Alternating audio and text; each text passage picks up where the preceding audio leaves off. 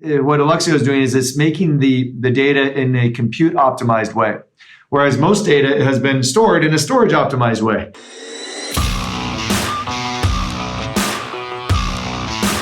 Hi, this is Swapnil Bhartia, and welcome to another episode of TFR Newsroom. And today we have with us once again Stephen Mee, CEO of Alluxio. And today you're making an announcement. So let's start with the Alluxio Structured Data Service.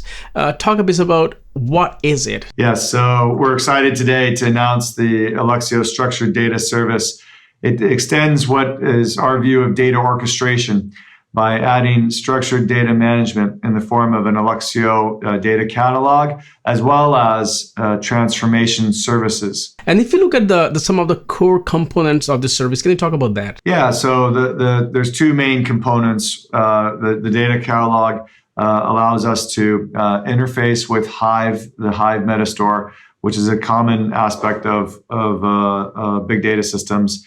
It manages the metadata for the structured data, and it abstracts the underlying under storage databases. And so the benefit of this is now we can do schema-aware optimizations, as well as it's very simple to deploy this.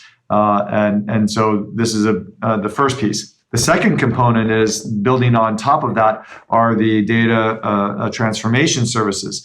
And this allows you to meld together the impedance mismatch associated with storage systems and SQL frameworks.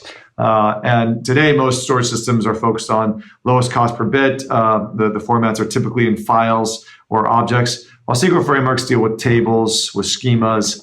And so this gives us an opportunity to then provide services for the data engineer so they can be more productive. And there's three main things associated with the types of transformations they can do. What kind of need or demand was there from the market that you responded to bring this service out? Can you talk about that? Yeah, so I'll first talk about how the data oftentimes are stored in different silos, which can be in different formats. So one case is there's a lot of data out there that's still CSV.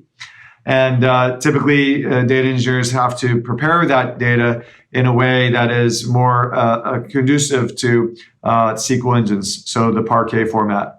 Now with Alluxio, once you have Alluxio in place, it does data orchestration, and then the transformation service will then automatically bring your CSV files, turn them into Parquet, and then your SQL engines like Presto can run on that. And it doesn't know the difference. It just happens to find that the data is in the right format.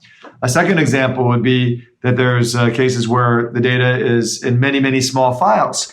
And in that case, it's very hard for a SQL engine to consume that.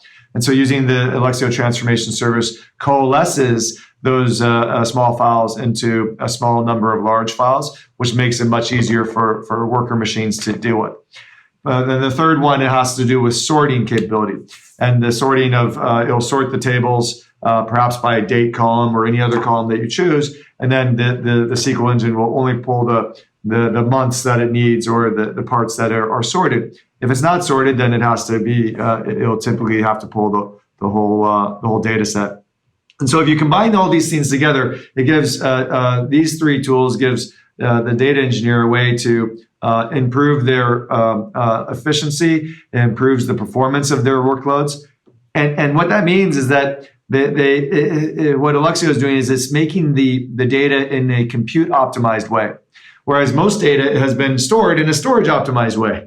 And so Alluxio is delivering data in a way that is most efficient for the compute. And these are the three of the first transformations, but we'll add more to this. So it becomes a full range of tools that the data engineer can use. Since you're launching this service now, it's going to be public. You may also be running beta with some of your client or customers internally.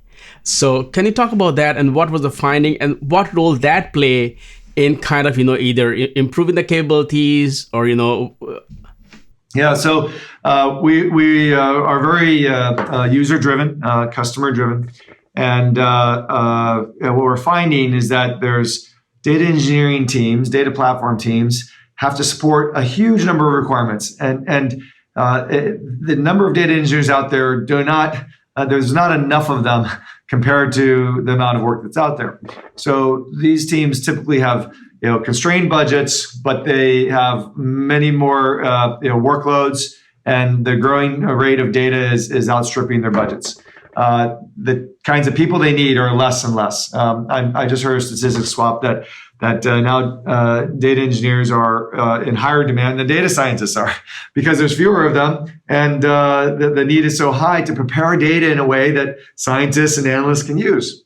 And so, to get to your question, we work with a very large gaming company in the Bay Area, and they had this problem. And they said they're using the cloud, yet their data is in different silos and different formats, and they needed to coalesce. They needed to then do the format conversion, and they needed to do the sorting. So, in conjunction with them, we built these additional capabilities, which really extend into the vision of what data orchestration does. It manages the structured data from store to the compute engine, delivering it in a compute optimized way. Can you just drill down a bit into the new capabilities, that data engineers or architects or developers, they get through that?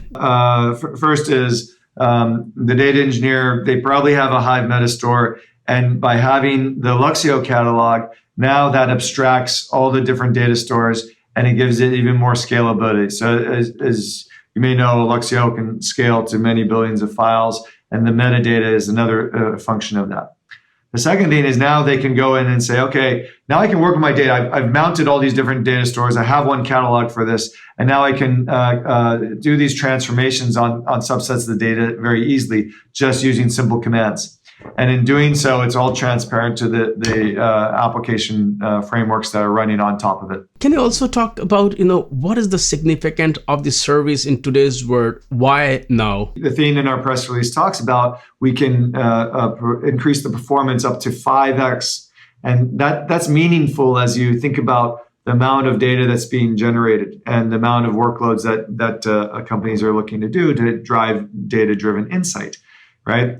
What this means for them is a couple things. One is that their data scientists and analysts become much more efficient, and so they are able to do more to get more insights to drive their business.